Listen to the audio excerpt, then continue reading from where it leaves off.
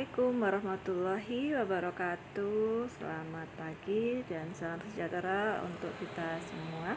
Bagaimana kabarnya hari ini?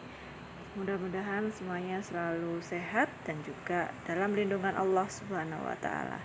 Amin amin amin ya rabbal alamin. Baik, pada kesempatan hari ini saya akan sedikit menjelaskan tentang konsep tingkat kesadaran dan juga ketidaksadaran manusia. Ya, kira-kira apa ya maksudnya? Nah, jadi di sini untuk konsep kesadaran dan ketidaksadaran ini adalah sesuatu yang tidak bisa dipisahkan. Seorang tokoh psikologi yang bernama Ciki Jung di sini menyebutkan bahwa struktur jiwa manusia terdiri atas kesadaran dan juga ketidaksadaran yang saling berhadapan dan juga saling melengkapi satu sama lain. Itu ya. Jadi yang perlu diingat di sini, kesadaran dan ketidaksadaran ini tidak bisa dipisahkan. Nah, untuk kesadaran itu sendiri didefinisikan sebagai kemampuan individu mengadakan hubungan dengan lingkungannya serta dengan dirinya sendiri melalui panca indera dan mengadakan pembatasan terhadap lingkungannya serta terhadap dirinya sendiri melalui perhatian ya. Jadi saya ulangi sekali lagi, yang dimaksud kesadaran di sini merupakan kemampuan dari individu dalam mengadakan hubungan dengan lingkungannya ya, serta dengan dirinya sendiri melalui panca indera dan mengadakan pembatasan terhadap lingkungannya serta terhadap dirinya sendiri melalui perhatian. Ya, bentuk dari kesadaran ini ada 5. Yang pertama adalah kesadaran normal. Yang kedua adalah kesadaran menurun, yang ketiga adalah kesadaran meninggi, yang keempat adalah kesadaran waktu tidur, dan yang terakhir adalah kesadaran waktu disosiasi. Ya, jadi saya ulangi sekali lagi, bentuk kesadaran di sini ada 5 bentuk, yakni kesadaran normal, kesadaran menurun, kesadaran meninggi, kesadaran waktu tidur, dan juga kesadaran disosiasi. Ya, kita bahas satu persatu dulu ya. Jadi untuk kesadaran normal di sini bentuk kesadaran yang ditandai dengan individu yang sadar tentang diri dan lingkungannya. Ya, itu disebut dengan kesadaran yang normal. Dikatakan kesadaran yang menurun di mana di sini bentuk kesadaran yang berkurang secara keseluruhan dari kemampuan persepsinya, perhatiannya, dan juga pemikirannya. Nah, di sini untuk kesadaran yang menurun itu sendiri dibagi lagi menjadi 5 tingkatan, yakni ada amnesia, ada apatis, ada somnolensi, ada sopor, dan juga ada subkoma. Ya, amnesia sudah ada yang sering dengar ya, kalau misalnya kita lihat sinetron habis kecelakaan tiba-tiba bangun tidur, siapa ya? Anda siapa ya? Nah, itu yang dinamakan dengan amnesia atau lupa atau kehilangan ingatan. Kemudian yang kedua adalah apatis. Apatis di sini bisa dikategorikan sebagai orang yang tidak mempunyai perhatian dengan lingkungannya. Ya, misalnya orangnya cuek gitu ya. Kemudian somnolensi. Somnolensi ini penurunan kesadaran yang ditandai dengan adanya seperti perasaan yang selalu mengantuk gitu ya. Itu somnolensi. Untuk sopor di sini penurunan kesadaran yang perlu untuk diberikan rangsangan yang kuat untuk menyadarkan kembali gitu ya. Untuk yang subkoma ini penurunan kesadaran yang meskipun diberikan rangsangan yang kuat dia juga tetap tidak mengalami peningkatan kesadaran seperti itu. Ya, jadi diperhatikan untuk tingkatan penurunan kesadaran ini dibagi lagi menjadi 5, yaitu amnesia, apatis, somnolensi, sopor, dan juga subkoma. Berikutnya adalah kesadaran yang meninggi. Kesadaran yang meninggi di sini dimaksudkan sebagai bentuk kesadaran dengan respon yang meninggi terhadap rangsangan ya. Kemudian yang keempat, kesadaran waktu tidur, di mana bentuk kesadaran yang ditandai dengan menurunnya kesadaran secara reversibel. Yang terakhir adalah kesadaran waktu disosiasi, di mana di sini bentuk kesadaran yang ditandai dengan keadaan memisahkan sebagian tingkah laku atau kejadian dirinya secara psikologi dari kesadaran. Ya, diingat-ingat. Berikutnya adalah konsep ketidaksadaran ya. Ketidaksadaran di sini jelas diartikan sebagai sesuatu yang tidak disadari gitu ya. Ketidaksadaran mempunyai dua lingkaran, yaitu ketidaksadaran pribadi dan juga ketidaksadaran kolektif. Ketidaksadaran pribadi itu sendiri diperoleh individu selama hidup, meliputi hal-hal yang terdesak atau tertekan dalam hal-hal yang terlupakan, serta hal-hal yang teramati, terfikir, dan terasa di bawah ambang kesadaran.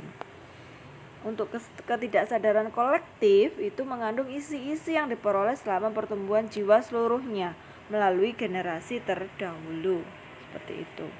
Ya, jadi di sini ada beberapa teori dari kesadaran dan juga ketidaksadaran, di mana di sini diangkat dari 3 teori dari tokoh-tokoh dalam psikologi, yaitu teori Sigmund Freud, teori Carl Gustav Jung atau C.G. Jung tadi, dan juga teori Alfred Adler.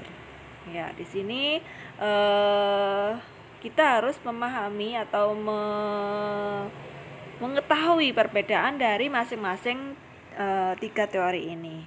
Ya, yang pertama adalah teori dari Sigmund Freud. Apa yang ditonjolkan dari teori Sigmund Freud ini? Jadi di teori Sigmund Freud ini, teorinya menjelaskan bahwa kesadaran hanya sebagian kecil dari seluruh kehidupan psikis ya. Psikis ini diibaratkan sebagai fenomena gunung es di tengah lautan. Yang terlihat di permukaan air laut adalah alam sadar ya. Jadi yang seperti ini yang terlihat di permukaan laut itu adalah alam sadarnya. Sedangkan yang berada di bawah permukaan air laut ini merupakan bagian terbesar, yaitu ketidaksadaran atau tidak disadari ya. Jadi di teori dari Sigmund Freud ini ada fenomena gunung es ya, di mana di sini alam sadar merupakan keadaan yang tampak dan muncul sebagai perilaku sehari-hari. Kemudian ada ambang sadar, di mana ambang sadar ini diartikan sebagai batas antara sadar dan juga tidak. Biasanya dimanifestasikan melalui mimpi. Dan yang di bawah ini adalah bawah sadar atau bagian dari pengalaman, termasuk konflik atau perasaan yang ditekan atau repres.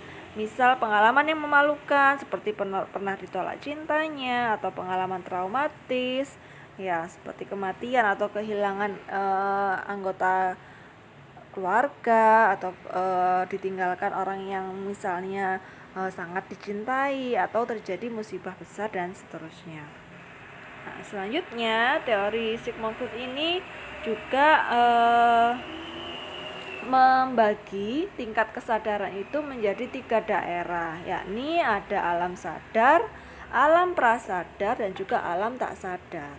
Ya, di mana alam sadar diartikan sebagai bagian terkecil yang diperoleh melalui pengamatan atau persepsi, baik yang berasal dari luar dirinya atau eksternal, maupun dari dalam dirinya atau dari faktor internal, serta hanya dapat dikomunikasikan melalui perilaku dan bahasa. Untuk alam prasadar di sini didefinisikan sebagai penghubung antara alam sadar dan juga alam bawah sadar. Untuk alam tak sadar didefinisikan sebagai sistem dinamis yang berisi berbagai ide dan afek yang ditekan atau terdesak. Ya, di mana alam tak sadar berisikan kekuatan pokok, yaitu nafsu yang merupakan ungkapan libido sebagai sumber segala nafsu yang hendak keluar. Ya, jadi bila ada domain atau daerah alam sadar, alam prasadar, alam tak sadar, itu berarti masuk dalam teori Sigmund Freud. Ya, termasuk dari adanya fenomena gunung es itu tadi juga merupakan bagian dari teori Sigmund Freud. Seperti itu.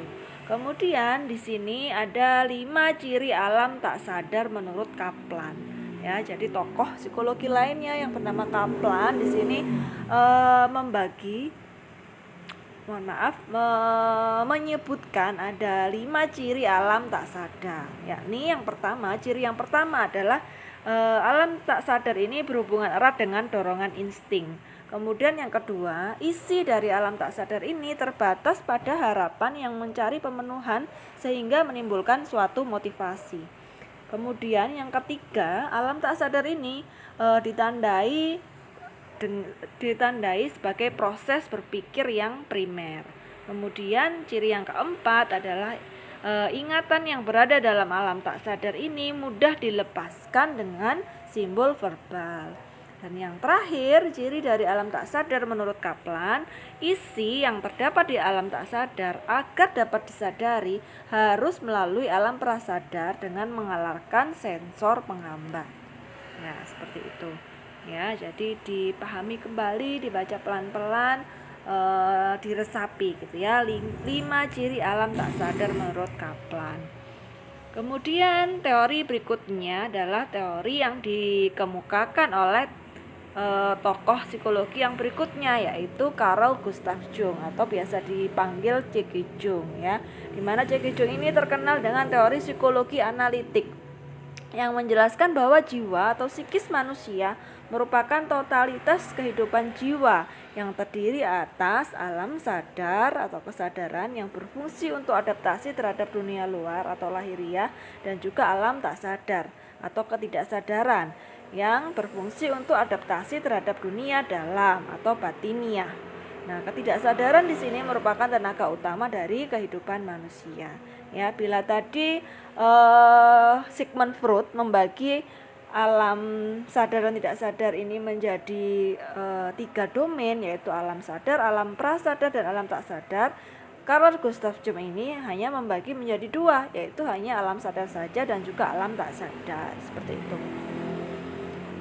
Lain lagi dengan teori yang dikemukakan oleh teori Alfred Adler ya, dimana di sini teori yang dikemukakan Alfred Adler ini adalah psikologi individu, dimana di teori tersebut memandang kesadaran sebagai pusat kepribadian.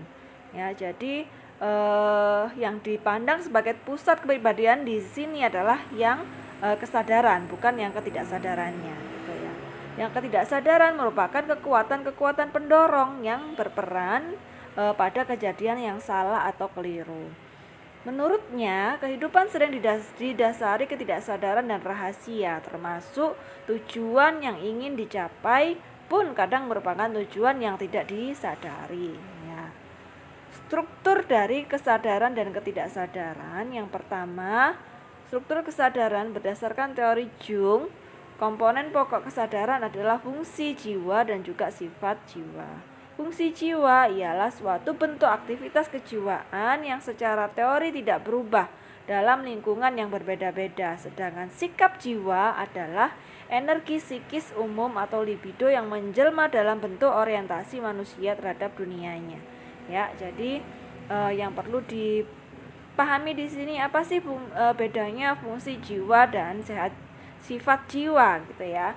Kalau kita ngomong fungsi jiwa, maka di sini didefinisikan sebagai suatu bentuk aktivitas kejiwaan yang secara teori tidak berubah dalam lingkungan yang berbeda-beda.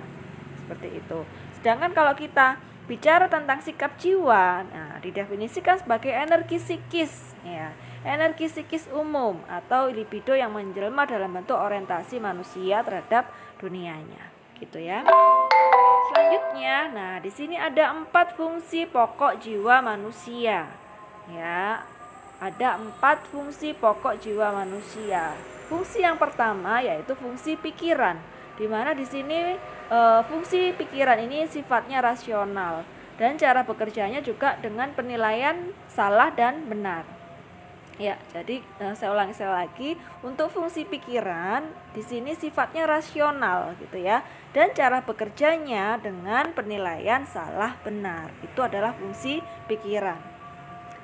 Untuk yang kedua adalah fungsi perasaan, di mana di sini sifatnya juga masih bersifat rasional, namun cara bekerjanya dengan penilaian senang dan tidak senang. Ya, jadi tadi di fungsi pikiran penilaiannya benar salah gitu ya. Mencuri benar enggak? Oh salah, seperti itu. Jujur benar enggak? Oh benar. Nah, seperti itu adalah fungsi pikiran. Kemudian fungsi perasaan di sini sifatnya rasional, penilaiannya senang dan tidak senang. Aku senang dengan orang yang rapi misalnya. aku tidak senang dengan orang yang jorok misalnya. Itu adalah mengaktifkan fungsi perasaan.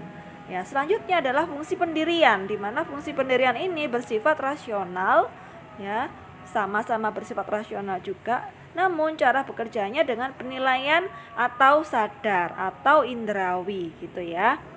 Dan yang terakhir adalah fungsi intuisi, di mana di sini satu-satunya fungsi yang sifatnya irasional ya, dan juga cara bekerjanya tanpa penilaian atau tidak sadar atau secara naluri seperti itu ya.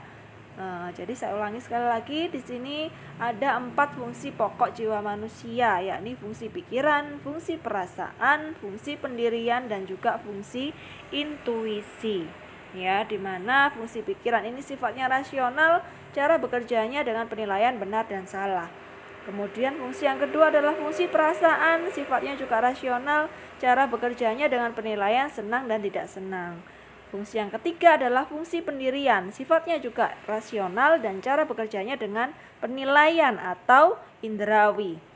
Dan fungsi yang terakhir adalah fungsi intuisi, di mana sifatnya irasional ya, dan cara bekerjanya tanpa penilaian atau secara tak sadar atau naluri seperti itu.